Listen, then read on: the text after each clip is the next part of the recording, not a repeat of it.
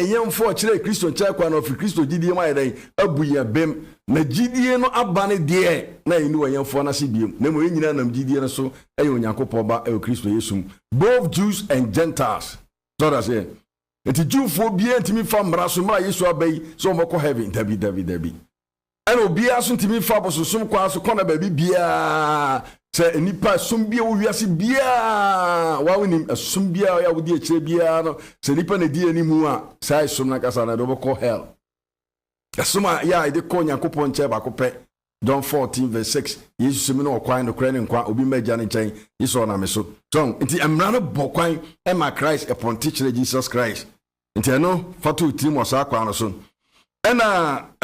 did God intend that the law and the covenant have an end? Nyankopɔn na koma so de sɛ emra no emra wie ya na ɛyɛ ane timra me kan bohu bon sɛ nyame akoma so de sɛ emra no enkonkodu ba bi ti nyame design ade no sɛ ɛbɛkɔ akodu mra ya enam so bɛma genkwa na yɛ den aba ti Yesu ba emra na yɛ den tuka Romans chapter 10:4 wɔsi Kristo ne mra na wie ye ya ma mo gidie ɛkɔnkɔgye mu you see na na sɛ ɔmo kɔtene ne mu nti obi a ya wɔgye Yesu adi bia no bia kama wɔn sɛ afɛ obɛtena se wɔ Yesu mu but ene no nipa gi Yesu di a Yesu na wɔgye na di no ogi Yesu di afɛ na wo sɛ yɛ de kɔ back yɛ na kɔtena mram and so called so church say ayate say fa 7 days ne de ka ho ne ade ene apam dada mu suma hodo a yɛ nipa ɛde ne ma bebre di aya nipa ne ade no saa sum ne nyina o sɛ ɔtena se ne de me no kan o follow pa na ɔte ase hu sɛ ɛhɔ ne yame pɛ sɛ ɔtena ana sɛ Yesu mu na ɔpɛ sɛ yame pɛ sɛ ɔtena so that say tomo tan Yesu ɛyɛ mmramufo ɔmo aya akyɛ so timi sɛ ɔmo de mmra ɛbɔ bra 7 days ne de ka ho ne ade wɔn tua tight adome on first fruit ama Nyankopɔn hyira ɛne de keka ho ne ade saa ne ma ne nyina Yesu baayɛ no ma ne nyina ba wieyɛ ɔde Yesu aba no bɛhu nti ne mo ɔmo de saa ne ma nyina tɔtɔ nipa bia ne ade bia no ɛyɛ ade ama ba Yesu tamfo sɛ de Farisifo ne atwerɛfo no na ɔmo Yesu tamfo no na ɔmo nim sɛ ɔmo so nyame ba ɔmo ba Yesu tamfo because Yesu baa ɛmra na ba wieyɛ saa na Peter no breso sankrofo ne tawo Paul breso sankrofo ne tawo nti nya ewiasefo amamanfo mo so bosom kra no ene tan omo agi nyame adie ba omo te mram ba Bible say ka Galatians fo ma o say pamafra no ene ne ba no sense afra no ene odehye eni ade mane yeye nti mo omo te mram a ya mo ye enkoa nyina no mo ne omo te Yesu mu omo ya dehye no mo di ade enyeye the Bible said she diem the Christ or me a dear home and Tina Pintin. So that's it. Because a mem will be a teen, the issue about whom. It's no Yamiakuma Swadi and said that God intend that the law and the covenant have an end. Galatians chapter 3, verse 23. I say, Najidian Yamayano or the ACM Rasi again. Every young Majidia obey the diatre. Into Mrana a young for a cherry Christo Chanquai. The Bible kasa de bi kira Yesu nche ana kira bibi kwan ya that means say I is a soundboard so okone soundboard bi esiwo so bi boutique na aro eda ho aponte kira ba bi a enye soundboard no so no ne so bi boutique o but sign no aya dey eturo ekohom opeje oni ehwe ofebo say oh so bi ena wo ahojo ho no praise the Lord ejafe no aya dey na cost ho no na akoto ade so it is okay say emra no eyade aye sign maye ne a ya ponte kire Christ a then we say nyamra no amu ene bema na na Nyankopon no pese wo bobra no trem na mu pese oyede o cost ho kota de emu da ho kan emu da ho kan so etino enyame akoma so ade semra no beba wieye Hebrew chapter 8 wan ko Hebrew forma etire enwotwe Disemudu ekopem edumbiensa tie wase Hebrew chapter 8 verse 10 to 13 wase na yeyi ene apama enano achi me ne Israel fie bepam Awurade no se me de memra ebese wa adwunu mu na matwere no akoma mu na maye Onyankopɔn na won so ayemo man isi me de masem ebese wa adwunu no akoma mu na oma man akasamam tie ke nyame man a nyame man enne Yesu oba na Nyankopɔn man the nation of God no enye physical Israel ni Jerusalem Nyankopɔn man ene wo ma gi Yesu adie na omo ti Yesu mu di Yesu asem abobra omo ni Nyankopɔn man ya to buaska 1 Peter chapter 2 verse 5 and 9 o se ye o ma ya hena sofugo o man konkron o man Nyankopɔn ahwemu akasa yiye di otas ye o ka verse 10 no o se ye ni anaka enye o man na fe di ye dai ya ba ye o man ye na anaka ni mobruhu na fe enye mobruhu ti nyame man a ye Nyankopɔn ni wo so no eni Kristo Yesu o ma gie adie ti Israelfo nyina ne amamanfo nyina obi afiri ba bi obi a aba Yesu Kristo ya kan Ephesians chapter 2 verse 14 downwards o say Yesu one asomdwe wa ya banu ba ko ana oduru ofasu ya twa ni Nyankopɔn tem na wa kan ni Nyankopɔn ayede abom ti we Jews and Gentiles ni nyina no e kwa ba ko pe ni nyame aboman o kan verse 17 no Ephesians 2:17 a so obeka asomdwe wa sempa e kire wo ma o chichiri na wo ma ben na yimie ni nyina na kwa ba ko so akonyankopɔn nkyɛn tiene ne wa chichire no ye amamanfo Jewfo na e kyekyerom fi asase ya tese nyina kwa ba ko pe na Nyankopɔn de aman ti hade wo kan se wose ode ne mra be dai ebe se wakomom ene wa adwene mu na ma ye Nyankopɔn na won so aye won man na obi rin kyekyeere ne krom ni obi rin kyekyeere ne nua se hunu awurade na won nyina be humi afiri won mu akoma so akosi akase so na madun won mu yo ho na won bone de merin kai bium de wakasa ofoforo yi no ode aye kane de no dada wote de waka no kane de no de dada na de aye dada no abo akora aben oyira tom ti kane de no aye dada ti kapam dada tom that means the all can wasem say ode na sembe say adwenu akomomu no aye foforo ade ntra kane de no ntimi mfa share because na bone yenyi bone firi ho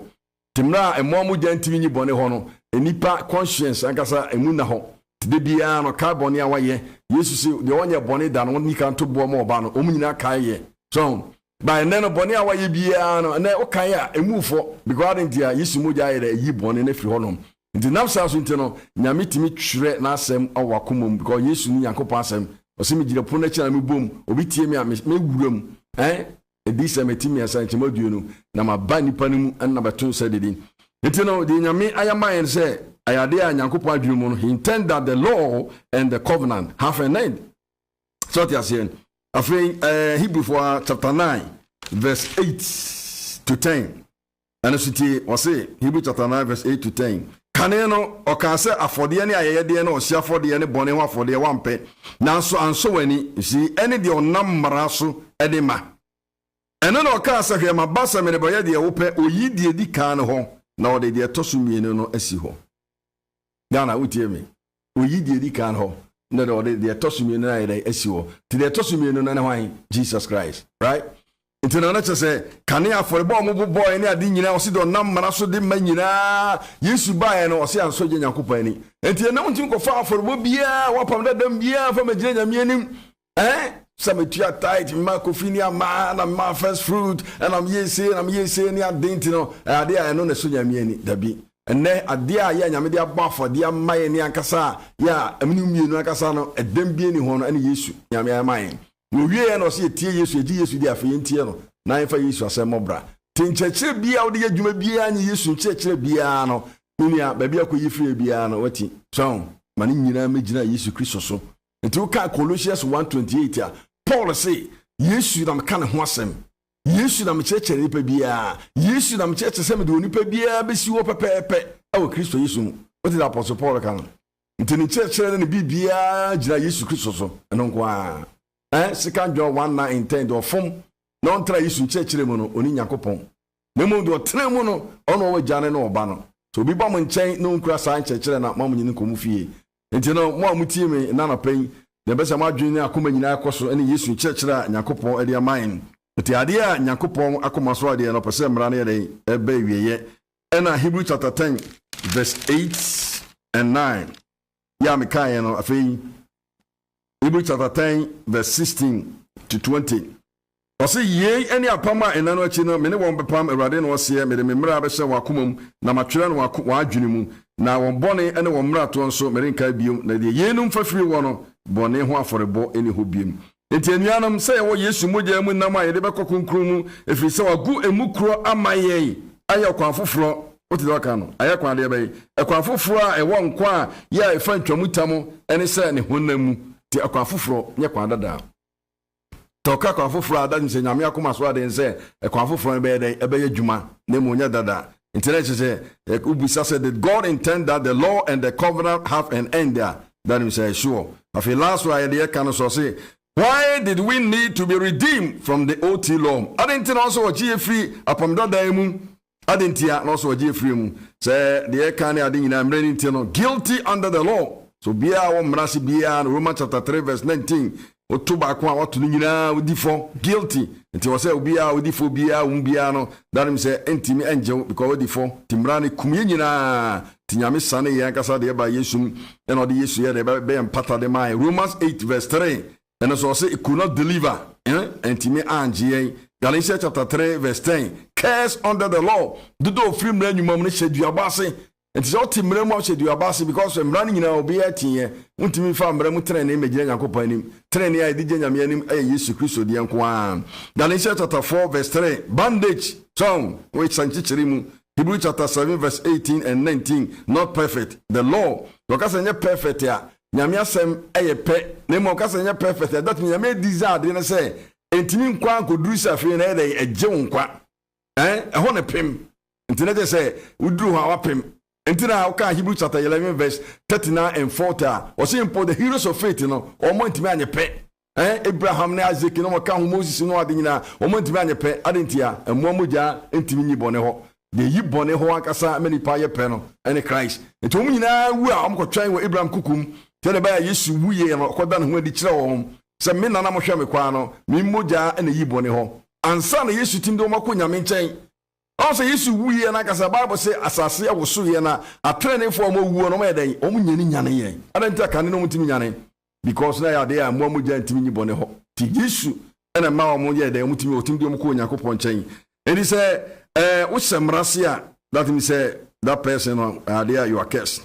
Now Hebrews chapter 8 6 and 7 or say have fought so it's a some home and Hebrews chapter 10 verse 1 to 14 and on mamin kind or say na enam say mra no kura ne pa ebeba no sunsun na enya no ma no suban kasanti entumi fa for de kura no a ya obobo na afia no enye wona oba no peda na sa sofo a wati wo ho preko no eni bone ahonim biewo a anka wanyai aforebo na na nemom bone ho enkai wo mu dan finsia efisa anantwinini eni mreche moja entumi nyi bone ho so te meka no anantwinini eni mreche moja entumi yeden entumi nyi bone ho tare entumi nyi bone ho no that means entumi manyepe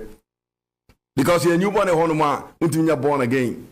na entumi nya born again so a nya de nya bitima betena mama amana yeye timu se aponda dan ngo sra ne ba wo so na nyame ano ntin ba odi for so na se osofo ana se ohene a e ba wo so entimi metena wo mu adentia na mo amuja ntimi nyi bone ho but ye ne aje die na Yesu moja yi bone ho no nyame betena ye mu ya kan 2 Corinthians chapter 6 verse 14 downwards so entino nyensan ya maka ho asem ne ade nyina no eyade a ya person tia se nyame akoma so ade no what was the OT law giving na chero mo hu and did God intend that the law and the covenant have an end? Yes. Machero, why did we need to be redeemed from the OT law? I didn't also free Embranum because Ayadea Embrano inyeji for guilty under the law, could not deliver, curse under the law, bondage, not perfect, had fault, did not remove sin. Intimini boneho. Intimwa ya mutimremuno, or send away and kaya mount. Say Adea, intimi tramrem, na intimika say when Yakobon ade. And now what tramremu ama Yesu wona ayu semrana Adea aye enough mayenia, can you my Yesuma? So that's it. Call my Yesu ma me my because emrana you okay my I didn't tell man about Yesu be. So but now say nyame design say entimi ko duru say yi bone ho na mani panya born again. Na fe no etimi ye Yakobon ba amane ye yinti no. Or say Christ ba no ba side man. Enti no radisham say modoma koma ma no matie. Ti nyame adoma next week e ba afi ye beka me sanso a ya aka no. Na e da to adwum. What was God's plan to redeem us from the OT law? And did Jesus Christ do away with the OT law? And then how did Christ fulfill the law? And also no yakawasem. Ibe no, we say Christ versus the law no. Afi hu say yes ne dia de. It is simple ontramrem. You see? John 1:17 emrano na Moses na yeden e bae na adom ene ne kure no na Yesu Kristo na yeden e bae. Enti mo amodi nkonua so nipa bebre ana wo so ni konua so awo no also uhwehwe se mun makenkan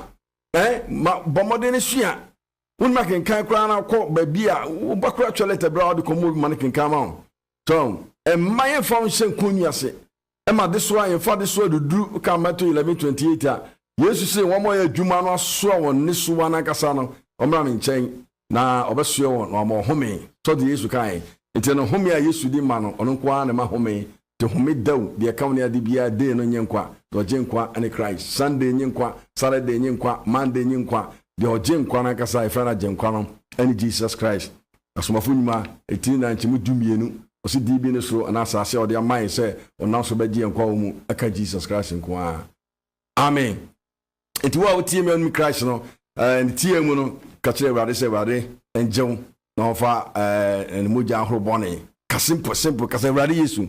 me da wase so ne me Awurade na bewu ma me ajiwadi so ne one me hene trama komam ne di ma brabo mu nyina hene awo Yesu de ne mu amen o se ka we simple no nyame jew otwero di wankom o de boni nyina chaw di aka ma won fie no Yesu na ogina die no obenya nkofo obekekere wo Yesu no asem ne fa nko se mmerem tini pa sallallahu ni dem na afi odi Yesu asem e de bobobra midin edi Solomon akosi boache so bi boutique adwuma panyi na mno kasa no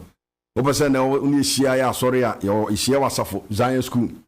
ye den edi Prince of Life Ministry asafo Zion School ho ehia Wednesday a bonus here Bible teachings the ye ho adwuma ya chekere tele Bible tiase na upon 7:30 and a Friday so prayer and so your pie 1 hour 6 to 7 na fe Sunday so no your call on crown 9 near upon 12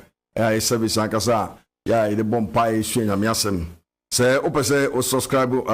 to just one TV Ghana okwa abo YouTube say ya mayegu nyina just one TV